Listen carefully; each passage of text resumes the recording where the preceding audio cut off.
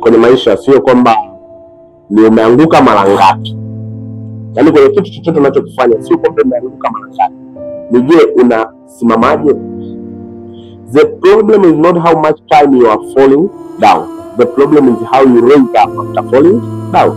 Namna unavyoinuka. Changamoto zipo tu kwenye maisha na changamoto haziishi. Rejection zipo. Matatizo yapo tu kwenye maisha. Lakini ni namna gani unayaface hayo matatizo, unayakabili vipi? Ndio kitu cha msingi sana na ndio kitu kinachomata. Yaani shida hazikwepeki, huwezi kukwepa shida. Unapotatua shida hii basi unazalisha shida nyingine. Unapotatua tatizo hili basi unazalisha tatizo nyingine. So you must learn how to solve problems. Nitakuwa ujifunze tu kwamba changamoto zipo na ujipange siku zote kupambana na changamoto ambazo bado zinatokea. Hiki kitu kinawezekana na unaweza. Ndio maana nasema mwanadamu ubongo umedesigniwa kusolve problem, umedesigniwa kusolve matatizo. Na ndio maana ubongo usipopata matatizo huwa unatengeneza matatizo. Sijui kama umewahi kuimagine kama au umewahi kufikiri.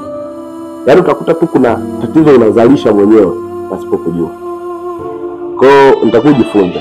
Matatizo yapo na hayapukiki. Ila unayaface vipi, unayakabili vipi, yabadilishe yawe faida, yabadilishe yawe profit, siwe loss.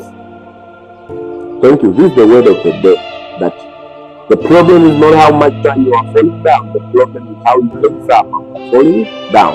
This is the word of the day. Thank you. I'm Professor George here.